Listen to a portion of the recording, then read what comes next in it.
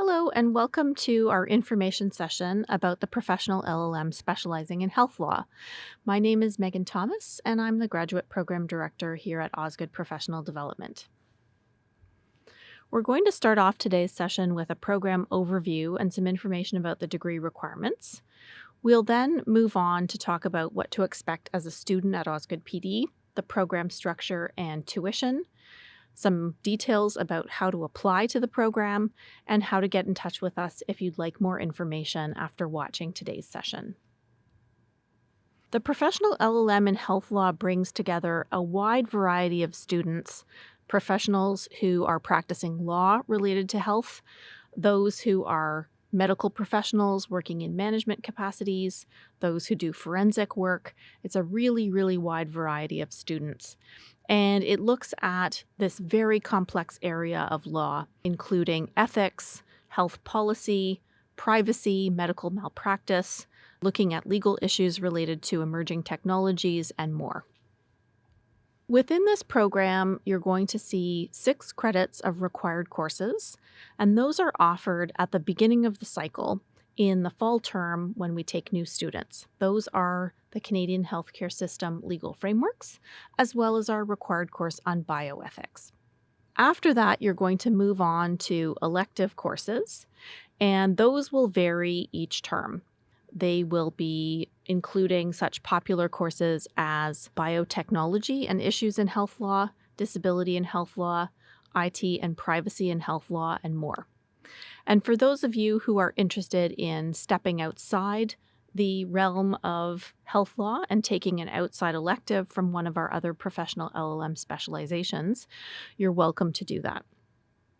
In order to complete a professional LLM degree, you'll be doing 36 credits worth of coursework over a 2-year period. Typically, you'll be taking 1 or 2 courses per term. If you're taking 2 courses in a term, they will usually be one after the other rather than running at the same time, and this makes it a little bit more manageable for our part-time students. There's a research requirement to complete within the professional LLM, and what this means is we're looking for you to do a minimum of 1 paper that's at least 8,000 words, which is about 30 pages in length. You can do this paper, which is called a significant research paper, within a course in your program, or you can do it independently under the supervision of an instructor. Another option is to do a major research paper, which is a longer paper of about 18,000 words or 70 pages. Which of these options you choose is completely up to you, and you can choose once you're in the program. We also offer support to help you decide which route you'd like to take if you need that. The program takes typically 2 years to complete, or 6 terms. We run all year round here at OsgoodePD, so you would find that we offer courses in the fall, winter, and summer terms. If you complete the program continuously, you would complete it within 2 calendar years, but there are lots of options that we'll talk about as the session unfolds to take breaks in the program, and so if you need longer to complete the program, that is something we can easily facilitate. I'm now going to pass the mic over to my colleague, Christine Briggs, who's going to take you through the rest of the content in today's presentation. This is a part-time program designed for working professionals, and one of the principles of that design is minimizing the amount of time that you'll be away from work. To that end, we typically design courses as either evening or intensives. Evening classes typically run from 6 to 9 or 7 to 10 p.m. and have weekly meetings over 6 or 12 weeks. Intensive courses are scheduled in a condensed format. We commonly schedule 3-credit intensives over 3 days, Thursday evening, followed by a Friday and Saturday full-day session. While 6-credit intensives are less common, you may see a 6-credit intensive course scheduled over 1 full week, or as 2-part intensives, 2 Thursday evening, Friday, Saturday sessions. The program can be completed entirely through distance learning, which means that all required courses and most elective courses have an online or hybrid format. Online-only courses take place over Zoom. There's no option for in-person attendance. Keep in mind that this is not a self-study program, and courses are not asynchronous. Courses in the program are interactive seminars, And live attendance is required because participation is an important aspect of the program, regardless of course format. Hybrid courses offer students the option to attend either online or in person. Hybrid courses typically run out of our One Dundas campus. However, you will occasionally see courses that run out of the Kiel campus. The other format is in-person only. This program doesn't typically have courses that are scheduled as an in-person only format. However, you may see electives drawn from other LLM specializations in an in-person only format. But keep in mind, you'll always have enough online or hybrid options to do the program entirely online. No matter the schedule or format of your course, you can expect to receive materials about 4 weeks in advance of your course's start date. Every course has a course website on our learning management system, eClass. Your course's eClass page will contain the course syllabus and information about required readings, assignments, and due dates for the course. Some courses have required textbooks, which you'll need to purchase, but many courses have all readings available on the eClass page. Prospective students often ask about how much time they should budget outside of class to prepare and complete assignments. Part of the reason why we release course materials 4 weeks in advance is so you have some time to review the course's requirements and schedule out your time. That said, the amount of time you'll need is going to depend on the course material, the course format, your reading or study style, pace, and your background. But in general, you should expect to spend as much time outside of class as you're spending inside of class. Typically, students budget 1 to 3 hours for every in-class hour. You should assume that you'll need some more time during your first term, particularly if you haven't studied law before, as there's a learning curve in figuring out how to do the readings effectively. There are no invigilated exams in this program. You can expect a variety of methods of evaluation during the program, including individual or group presentations, short assignments, and participation grades. All courses have a major assessment, an assessment that's worth 51% or more of the course grade. Major assessments are typically research papers or take-home examinations. Research papers vary in length, typically 10 to 15 pages, from course to course based on factors such as the number of evaluation methods contained in a course and the weighting assigned to the research paper.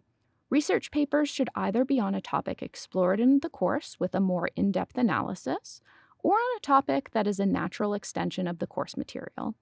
Generally, research papers are due about a month after the final course date.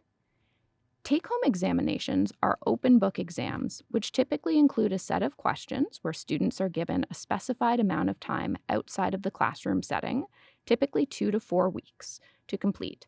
These questions can take a variety of formats, but typically take-home exams will include fact pattern type questions as well as analytical and essay style questions.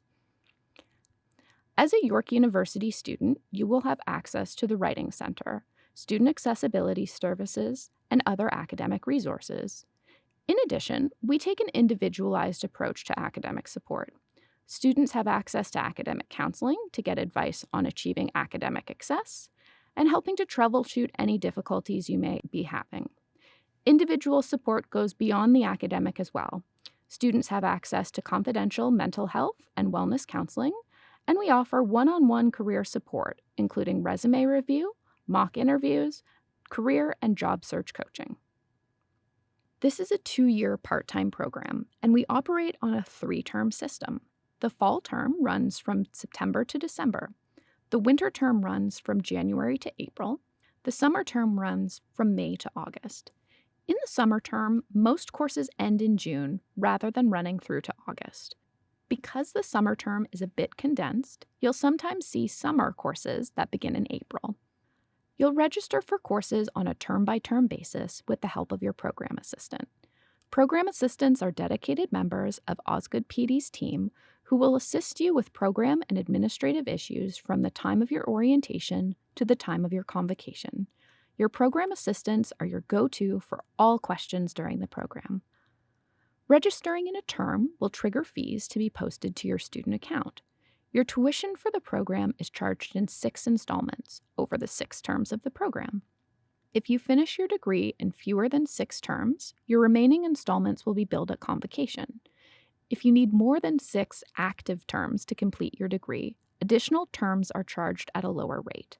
An active term is any term where you are taking courses or are making academic progress, and an inactive term, or leave of absence term, is one where you are not taking courses and not making academic progress.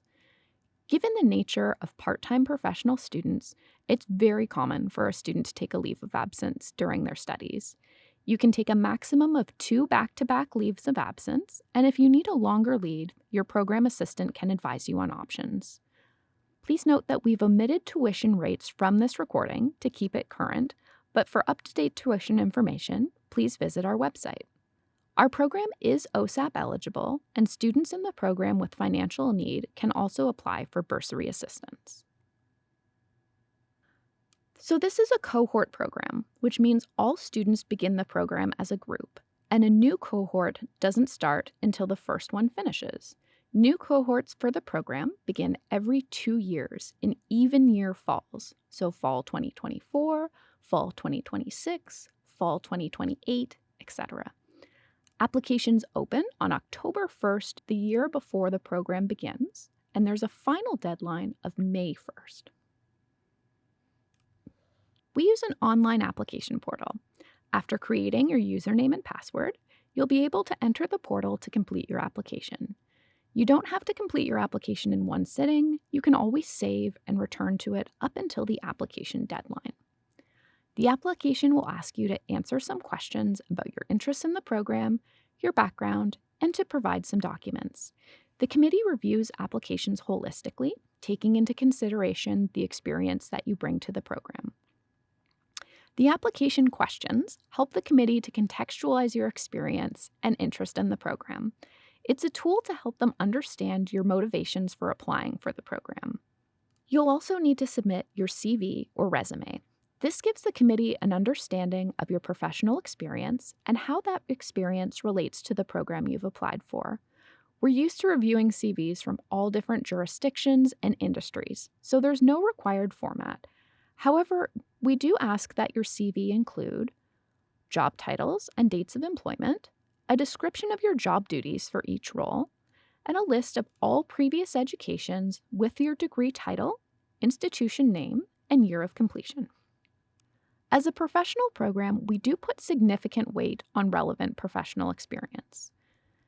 If you have a JD or LLB, generally we're looking for a minimum of 2 years of practice experience. With applicants who do not have a JD or LLB, broadly we're looking for a minimum of 5 years of senior level experience in a role where you've gained applied legal knowledge that relates to the area you want to study. Generally, students who don't have a previous law degree do have a graduate degree in their field, and more often than not, they have closer to 10 years of senior experience. Our number one recommendation to students who don't have a JD or LLB who are interested in the LLM program is to reach out to us before you apply with a copy of your CV. We're happy to do a pre-application review and give you some feedback on fit. That way, you can go into the application process with confidence. You'll also be required to submit transcripts. We require transcripts from every university you've attended. Even if you have advanced degrees, a transcript copy could be a photocopy of an official or unofficial transcript, or even a screen print from your university record. If you're admitted to the program, we will require official transcripts, and we'll give you more information on that at the time of admission. In general, we're looking for applicants to have an overall B or 75% average or equivalent. However, because we're a professional program, we recognize that many of you completed your degree many years ago, and that your academic performance from 10 years ago, for example, may not be a good indicator of your current capabilities. The committee reviews your application in context, so having a lower average won't exclude you from consideration. There is a section on the application where you can provide any additional context about your academic performance if you feel it's relevant to do so. You'll also need to submit a writing sample. The committee uses your writing sample to assess your graduate level writing and research skills. Your writing sample could be an academic paper, a memorandum or factum, or a 5 to 10-page research paper on a subject that you're interested in. We have topic suggestions on our website. While there's lots of flexibility on what your writing sample can be, there are some specific things which your writing sample cannot be. Please do not submit unresearched opinion pieces, co-authored papers, non-analytical summaries of the law, court pleadings, or other legal documents. The committee cannot use these pieces to evaluate your research or writing skills. As part of the application, you'll be asked to submit contact information for 2 references. Your referees will be sent a reference form to complete over email.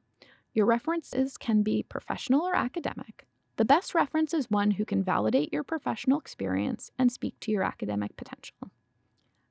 And finally, if you haven't completed at least 1 year of full-time university studies in an institution where the only language of instruction is English, you will be required to provide a language test. You should be prepared to submit a language test at the time of application. However, depending on when you'd apply, the committee may consider making a conditional offer of admission, or your application may be deemed incomplete until your language test has been received.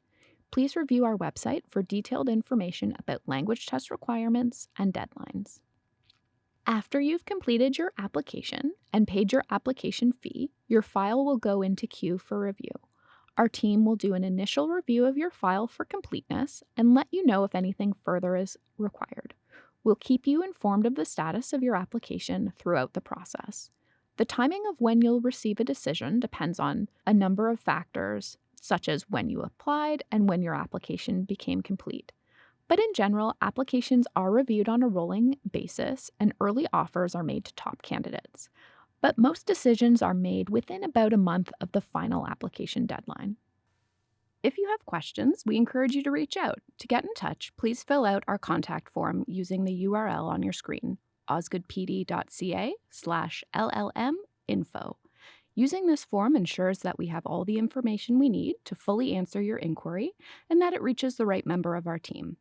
The form also allows you to include a copy of your resume or CV, which we encourage you to do if you have questions around program fit or program selection. And that concludes our presentation. Thank you so much for taking the time to watch this session. We hope you found it helpful.